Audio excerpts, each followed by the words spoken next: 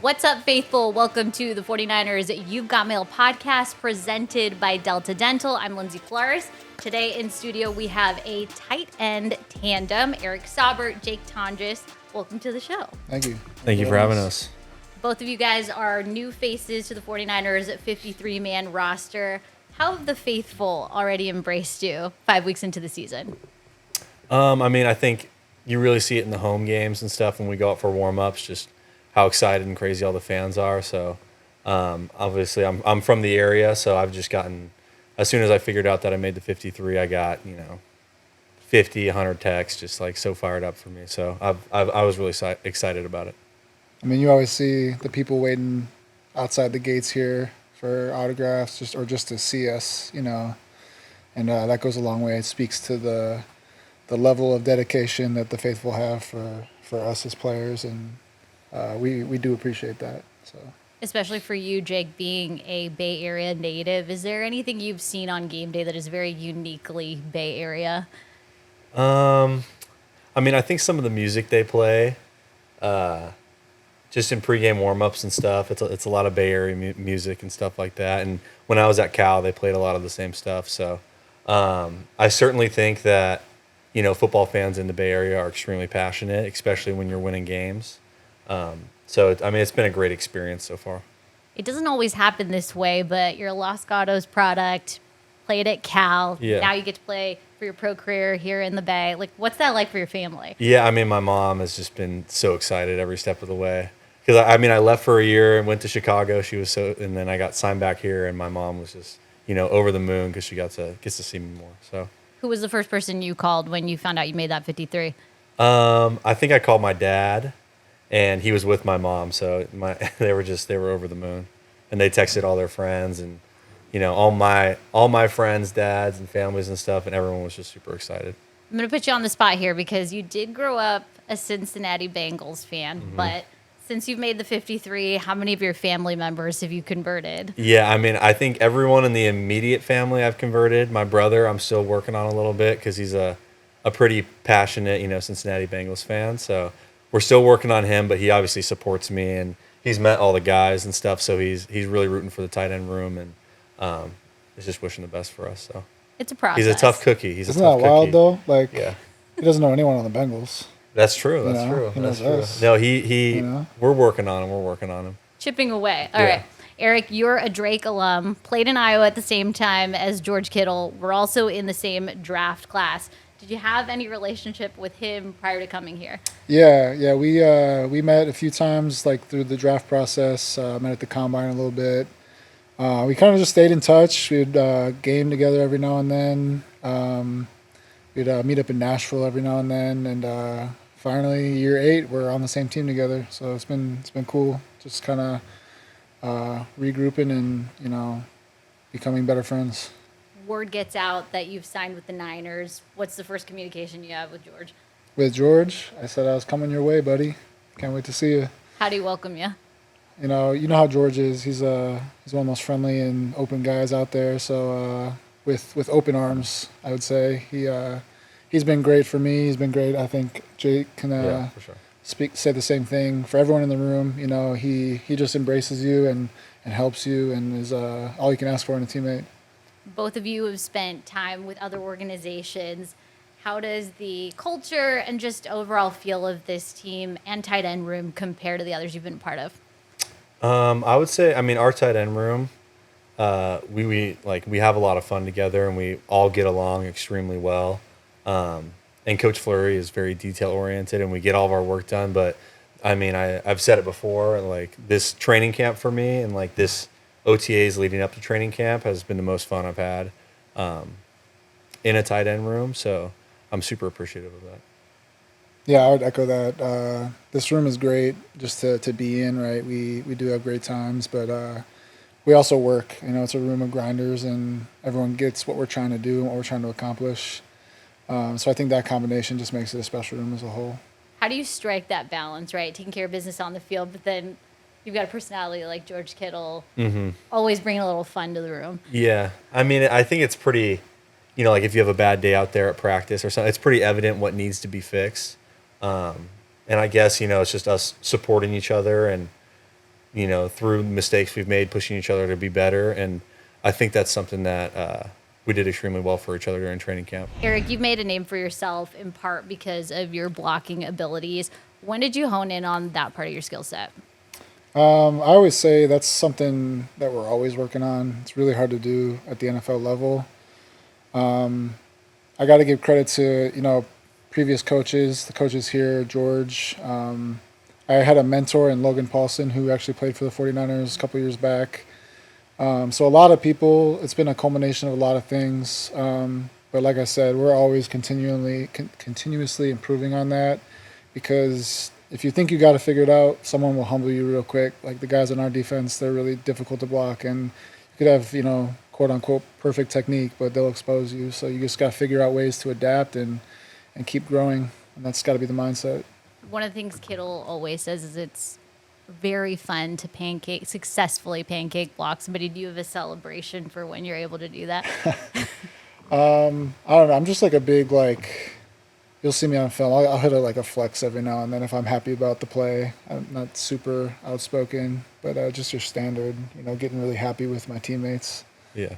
So, Jake, for you, you really showed off your pass catching abilities during the preseason, 9 for 9, caught every ball thrown your way.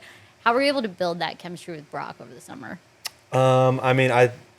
We really did get it. He was here for all of OTAs, which was really nice. So, we've just, run a lot of routes, thrown a lot of balls. And, I just always want to focus on catching everything that gets thrown my way, just so the quarterbacks trust me and they feel like it's kind of like a safety net they can come back to if they're ever in trouble or anything like that. So, off the field, have there been any unique tight end bonding experiences you guys have been a part of? Yeah, George took us to a Jelly Roll concert. That was really nice. Fun. I think that was right after training camp, or maybe right after training camp. Right after training camp, we had a little time off. So George always does a really good job of, getting us together, whether it's at his house or at a concert or doing something. And so I was really appreciative of that, and it was a lot of fun. So, and he's good friends with Jelly Roll, so we got to meet him, hang out with him. I think they live near each other or something in Nashville, but it was a lot of fun. Tight end U is always fun. Yeah. Jake missed it this year. I missed it this year. Okay. I went last year, 2022 or 2023. No, that was a great time, and George is kind of the spearhead of that as well. So yeah, George, he was a little upset with me that I didn't go this year, but What is the meeting of the minds that happens at tight end U? What trade secrets get shared, or what's the best part of it? I think the best part is, getting to meet other guys and tight ends. You're just kind of building your network, right? And then you also have guys you've, when I was there, Rob Gronkowski was there, and all these guys you grew up watching, and you get to hear them talk about, how they see things. And I thought it was super beneficial. So yeah, no, I'd echo the same. I think for me, seeing teammates I've played with, in the past, and learning from guys like legends like that, Rob Gronkowski, Greg Olson, it's invaluable and an experience you wouldn't get it any other time. So it's really cool that he does that.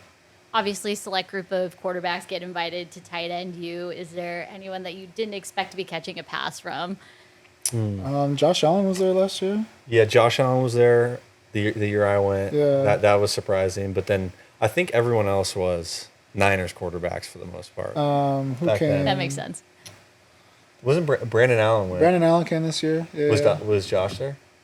Dobbs? Dobbs? He's not there. Okay. No. Yeah. I know there's a headliner for tight end U at the end when it all wraps up. Do you have a dream headliner you hope to see at a future tight end university? Ooh. I had like artist. Performer? Artist? I think Trav should bring Taylor Swift, huh? Yeah, that seems like the logical, Seems like a natural fit, yeah. the logical conclusion. But I don't know, just some of those, country artists out there, maybe like Cody Johnson or something like that. What about you? I'm just happy to be there, I'm just happy to be invited. Yeah.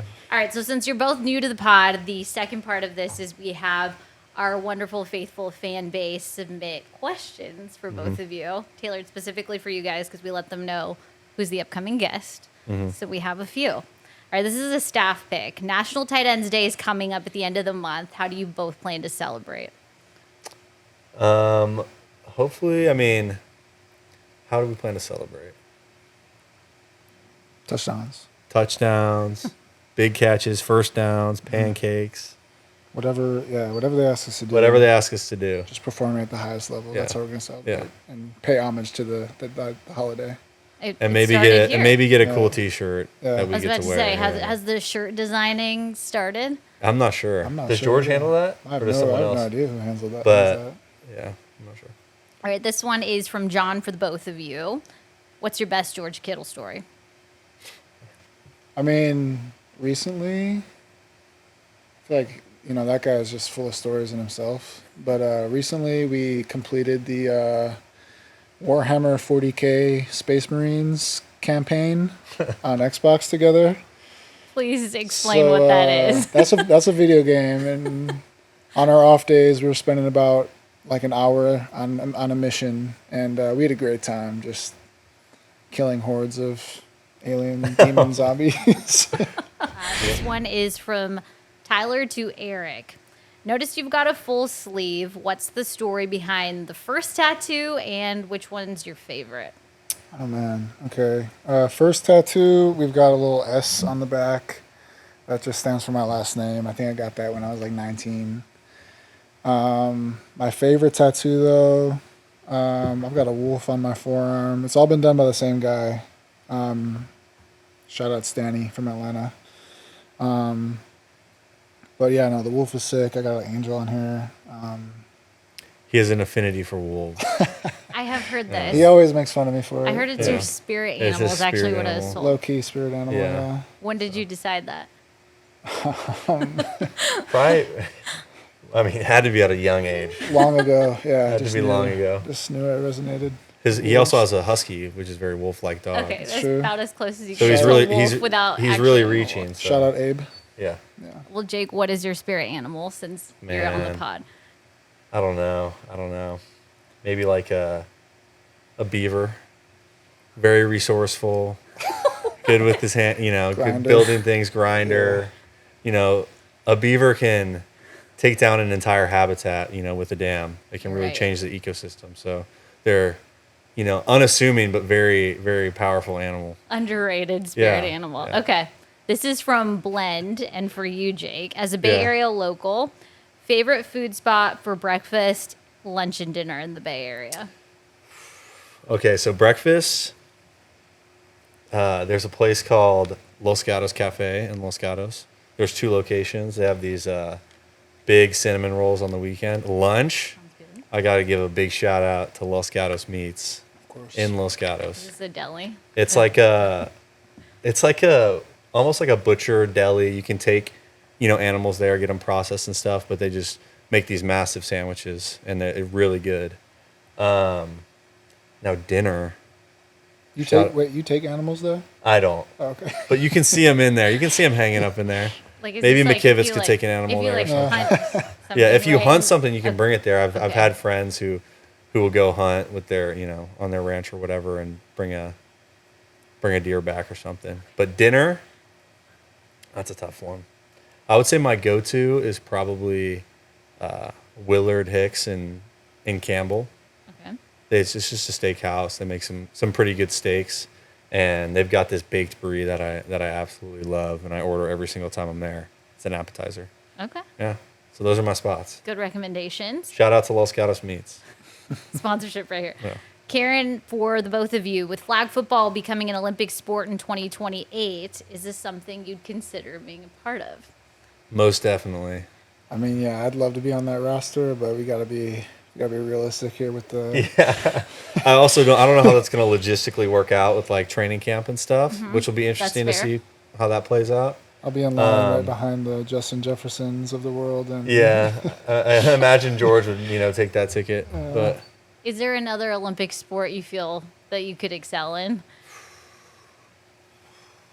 what's the one where they like brush the Curling. ground curling? Yeah. curling, I feel like I That's- could do that. Winter Olympics. Yeah. Oh my gosh. Yeah. That's Right? stupid. That is. Is that it? Winter Olympics for? That's Winter Olympics. That is yeah. Winter Winter Olympics. Olympics. All right, Summer Olympics. Still What do counts. you Still got? counts. Summer Olympics. Yeah. Maybe like javelin or something. I don't know. Just crow hopping. Yeah. Underrated as well. Mm-hmm. This one from James to Eric. What is the most uniquely Iowa thing you learned while at Drake? Oh, uniquely Iowa? That's a great question. I think you got to give a shout out to Casey's Pizza, Casey's Breakfast Pizza. Okay. It's like a gas station, but they've got like phenomenal pizza. Is this like a Buc-ee's type It's situation? like kind of like that, kind of Buc-ee's-esque, but yeah, no, that pizza's good. So that's, I think What are the toppings? I think the Iowa folk would understand what I'm saying. I think I'm right on that. Yeah. What's on the breakfast pizza? I think it's just like sausage and egg and I can't remember. It's so long ago. Now Right. that you both live here in the Bay Area in California, what is your In-N-Out order? And that is from Stephanie. All right. I usually just go double, grilled onion, animal fry, chocolate shake, and then one more single cheeseburger with normal onions. It's very A little bit of specific. everything. Yeah, Okay. yeah. I go 2 double doubles, no onion, and then a shake Soft. and fry. All right, last one. This is from Jessica. What is a hidden talent you possess for both of you? I can solve a Rubik's Cube in under 2 minutes. That's pretty Yeah, respectable. it's pretty respectable. Me and Ronnie Bell have we compete a little bit. Yeah. I've never seen Jake do it. How often I do you tried- I actually time actually- yourself? I've never seen Well, him I'll do just it. stop by Shelby's office and she has a Rubik's Cube in there, and Okay. I'll just see if I still got it. Allegedly. Allegedly, no one's ever seen it. We'll have to time just you. Eric, what about you? Hidden talent. I think just being a really great friend to Jake. He's a lion. No, I That's can, your gift No, to he the is- locker he room. is. I can, Yes, I can, I can draw a little He's bit. a- I like yeah. to draw. Yeah, he gets on his. He'll get on his iPad, maybe on the plane or something, and he'll be like photoshopping our heads onto like different things, and like Wait, is that true? making some pretty cool pictures. Sometimes. Yeah. We're working on something for the tight end room to hang up. Yeah, Yeah. Big So art he's- piece or he's what? pretty Big good. art What are we piece, talking? yeah. graphic. He's a good graphic designer, Well, I would say. Yeah. Like he It'll be up there actually soon. on the plane, I was obviously admiring his tattoos, and he's like, "Well, do you want to see what you would look like with tattoos?" So he like edited a photo and edited like a tattoo sleeve on me, and I was like, "All right, maybe it's not for me. It didn't look quite right." I was about to say you're And not I sent on it to board my with mom, this. and she's like, "Don't you do that?" I thought he looked great. Yeah. So That's a pretty typical mom reaction. Yeah. Well, thank you both for spending the time on the pod today. I know the faithful are going to enjoy getting to know the both of you a little better. And faithful, in order for your questions to be featured on our next episode, make sure to submit them on our YouTube community page. That's it from us. And make sure to subscribe on Apple Podcasts and Spotify. Niners, protect your teeth and your budget with dental plans from Delta Dental. Get fumble-free dental coverage today.